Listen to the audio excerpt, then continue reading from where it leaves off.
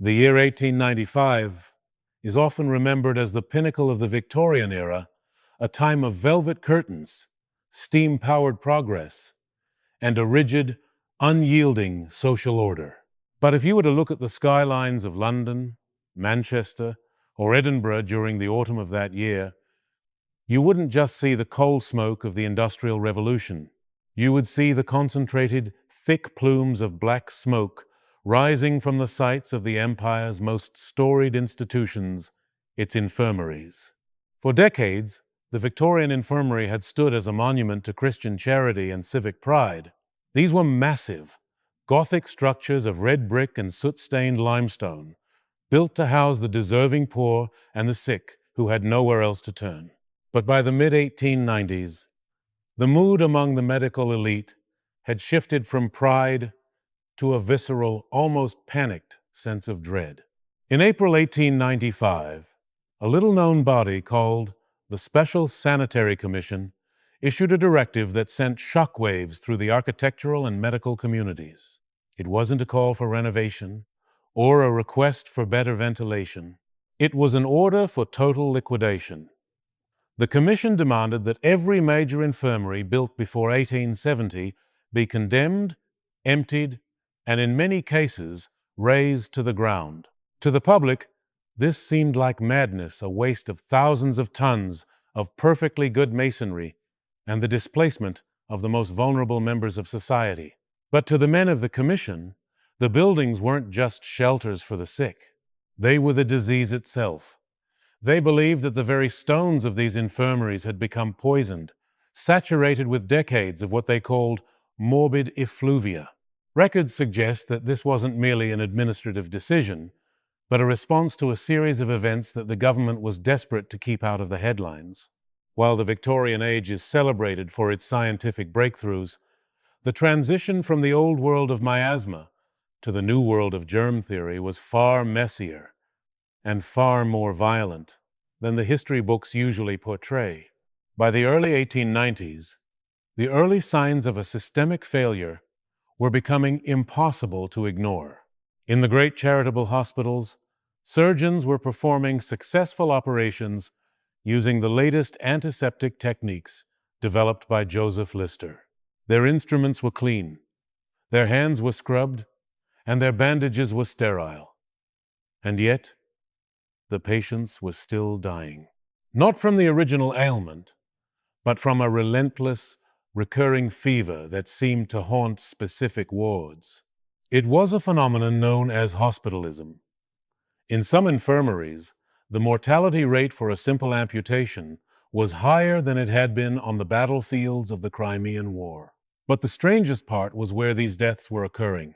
They weren't clustered around the surgery theaters.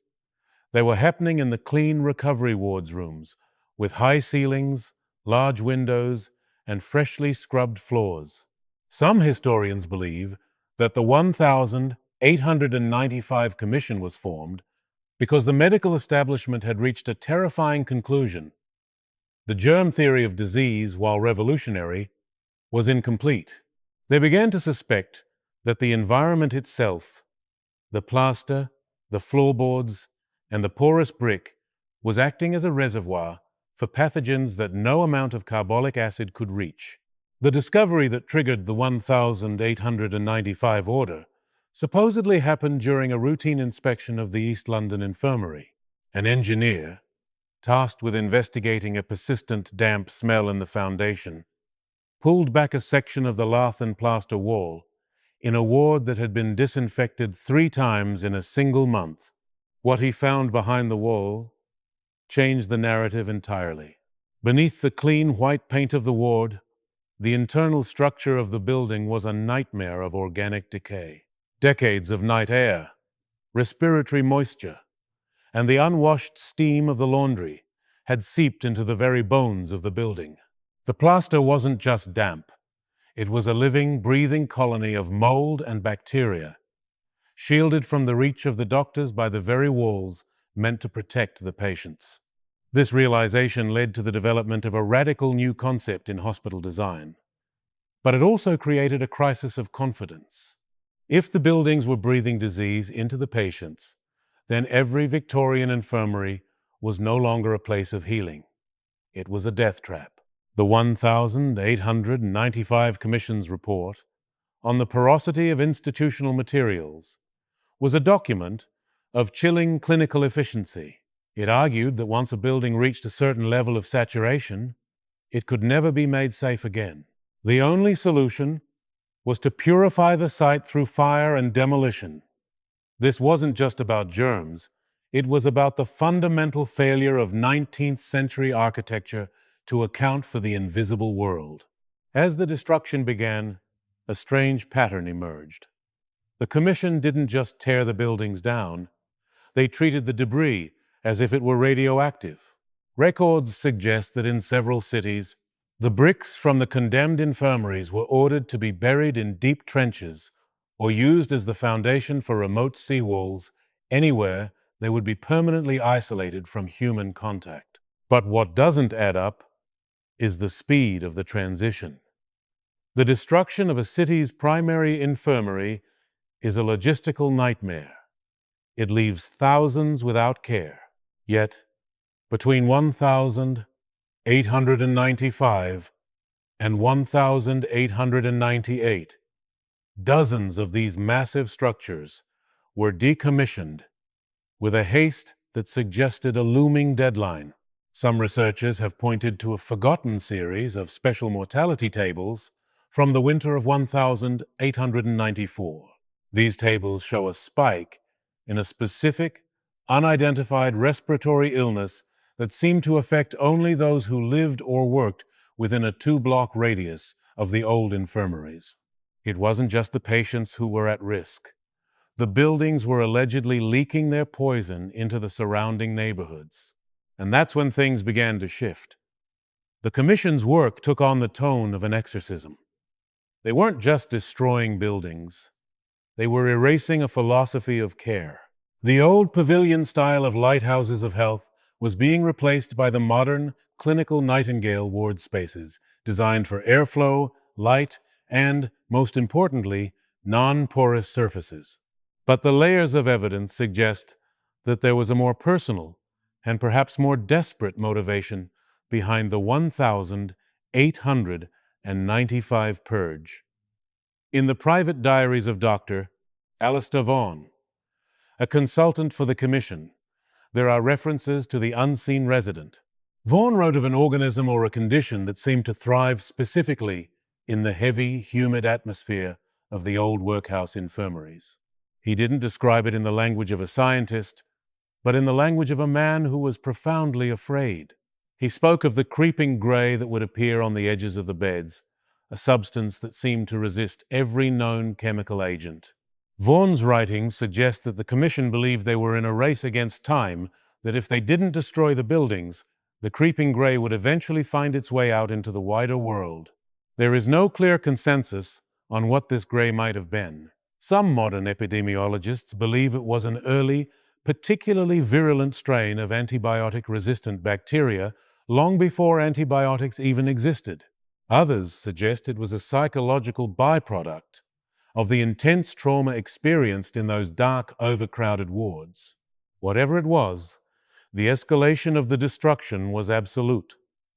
By the end of 1895, the great fever nests of the Victorian era were being systematically erased from the map. But for those who lived through the transition, the memory of the Great Purge remained a source of lingering unease. The physical process of the demolition was as much a military operation as it was a civic one. The Commission didn't hire standard demolition crews. They brought in specialized sanitary corps workers, men who were issued heavy leather aprons, thick gloves, and rudimentary respirators soaked in vinegar and carbolic acid. These laborers were instructed to work in short shifts, and their tools were boiled every evening. It was a level of precaution that seemed absurd for a construction site in 1895. But that wasn't the strangest part of the demolition process. In several instances, the Commission ordered that the ground beneath the infirmaries be excavated to a depth of 10 feet and replaced with fresh, virgin soil. This suggests that they didn't just fear the walls. They believed the very earth had been contaminated by the decades of suffering and infection that had soaked through the floorboards. Historians who have studied the logistics of this great purge often point to the sheer waste of it all. In an era where the British Empire was famously thrifty, the destruction of millions of reusable bricks seems like a catastrophic economic oversight. Yet, the Commission's orders were absolute. No stone from a condemned ward was to be used in the construction of a new dwelling. There was a pervasive fear that the morbid effluvia could be dormant, waiting to be reactivated in the warmth of a family kitchen or a nursery. This leads to what some researchers call the biological memory theory. While modern science understands that bacteria and viruses have specific lifespans, the medical minds of 1895 were operating in a transitional space. They saw the building as an organism. If the organism was sick, every cell, every brick was tainted.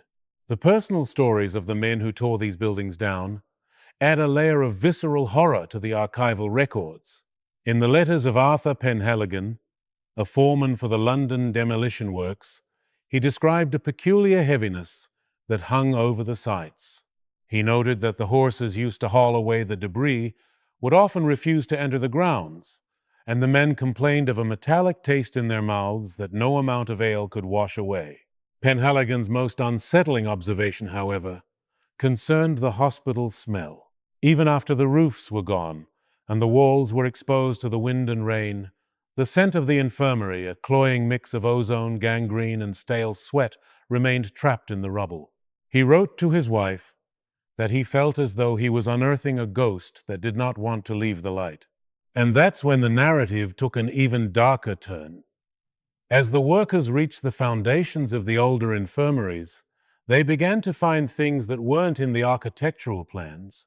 In the basements of at least 3 major institutions, they discovered sealed dead rooms chambers that had been bricked over decades earlier and forgotten. When these rooms were breached, the air inside was found to be so foul that the lamps would flicker and go out. These weren't morgues. They were ventilation pits that had been designed to draw bad air away from the wards above. But instead of venting the air, they had acted as massive, stagnant reservoirs for every airborne pathogen the hospital had ever seen. The Commission's reaction to these discoveries was swift and secretive.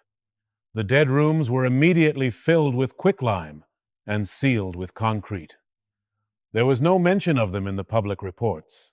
It was as if the Commission had found proof of their worst fears, that the very design of the Victorian infirmary had been a machine for concentrating death. What doesn't add up, however, is the treatment of the hospital records. Along with the furniture and the bed linens, the Commission ordered the burning of thousands of patient files. While this might be seen as a sanitary precaution, it also had the effect of erasing the specific medical histories of those who had died in the poisoned wards. Some historians believe this was a deliberate act of institutional forgetting. By destroying the records, the government was able to reset the clock on hospital mortality rates. The failure of the old system was literally turned to ash, allowing the new Nightingale hospitals to begin with a clean slate.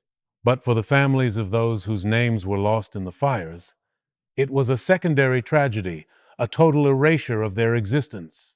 The development of the new hospitals was a study in clinical austerity. Gone were the Gothic arches and the heavy draperies. The new wards featured glazed tiles, rounded corners to prevent the accumulation of dust, and massive floor-to-ceiling windows. This was the birth of the modern hospital aesthetic, a look we now associate with cleanliness, but which was born out of a profound 19th century terror of the creeping gray. And yet, as the new buildings rose, a new question began to surface. If the buildings were the cause of the disease, why were the nurses and doctors who had lived in them for years often the healthiest people on the premises? This immunity paradox challenged the Commission's fundamental premise. If the morbid effluvia was so potent that the bricks had to be buried, why weren't the long-term staff falling dead in the corridors? Some believe this suggests the poison was a specific reaction between the building's materials and the weakened immune systems of the malnourished poor. The infirmary wasn't just a building, it was a socio-biological ecosystem. The turning point for the public perception of the purge came in 1897, during the demolition of a large infirmary in the north of England. A local journalist managed to infiltrate the site and photograph the sanitary corps at work. The images of men in masks, working amidst clouds of lime and smoke, looked more like a scene from a war zone than a public works project. The resulting scandal forced the commission to be more transparent, but it also revealed the depth of their conviction. In a rare public statement, the chairman of the commission argued that they were cleansing the very soul of the city. He compared the old infirmaries to cancers of brick that had to be excised before they could spread. But as the final buildings fell, something strange began to happen in the newly cleared lots. In several cities, the land where the infirmaries had stood remained empty for years. No one wanted to build on the poisoned ground.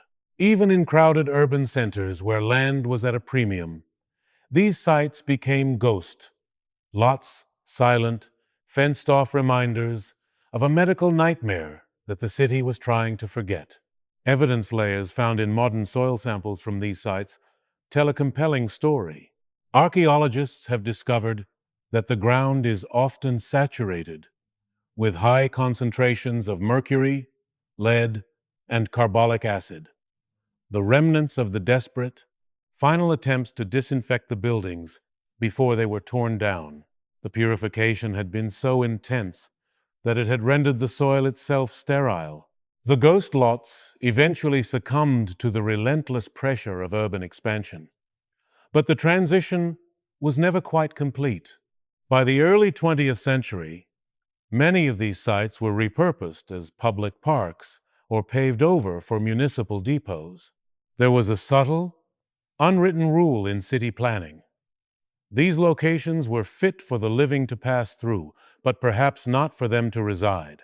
In the decades that followed, the memory of the 1895 Sanitary Commission faded into the footnotes of medical history.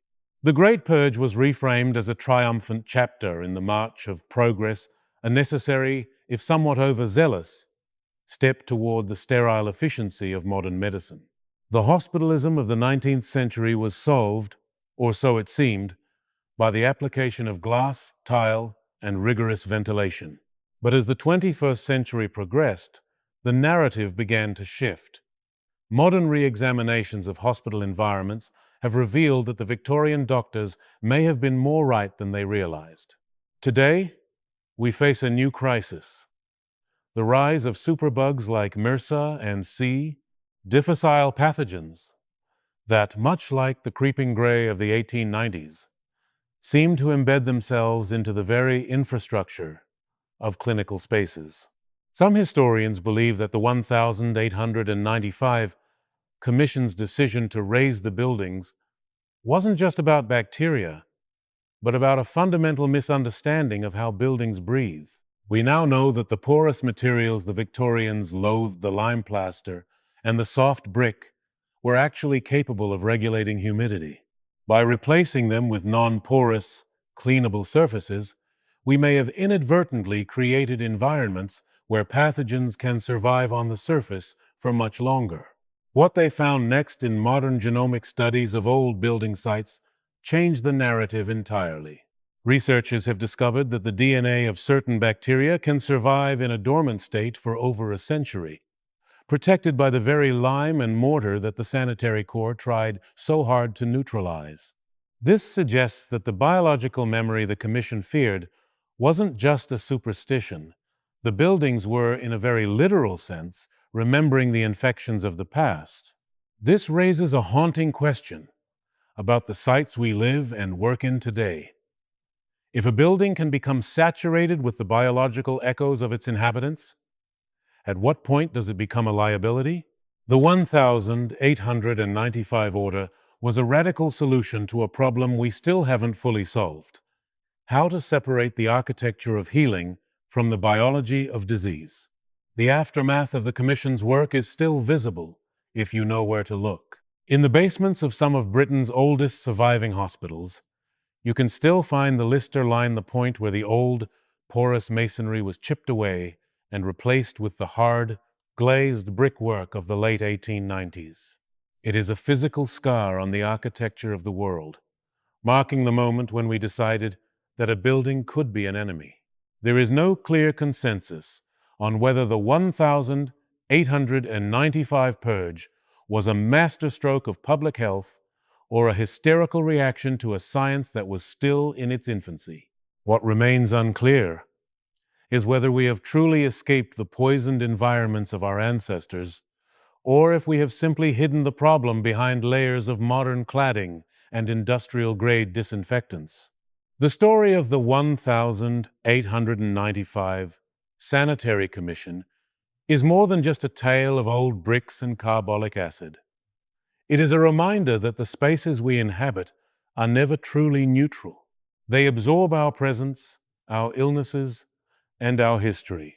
The Victorian infirmaries were monuments to a specific kind of faith, a belief that we could build our way out of suffering. Their destruction was an admission that our monuments can sometimes turn against us. As we continue to build larger, more complex medical facilities, the lessons of 1895 remain relevant.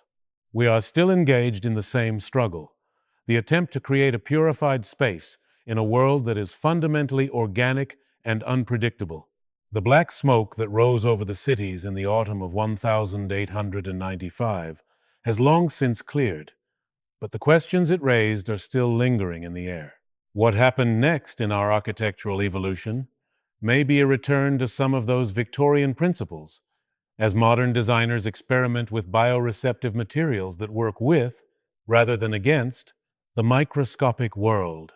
But for now, the sites of the Great Purge remain as they are, silent, sterile, and perhaps still waiting. The Victorian era ended with a fire, a literal purification of the institutions it had spent 70 years building. We are the inheritors of that fire, living in a world shaped by the fear of what might be hiding behind the plaster. The creeping gray may have been conquered, but the steel and glass of the modern ward offer no guarantees. In the end, the 1895 Sanitary Commission taught us that the most dangerous thing about a building isn't what we put into it, but what it refuses to let go of. The stones may be gone, the records may be ash, but the geography of the poisoned infirmary is still written into the soil of our cities, a hidden map of a battle that may never truly be over.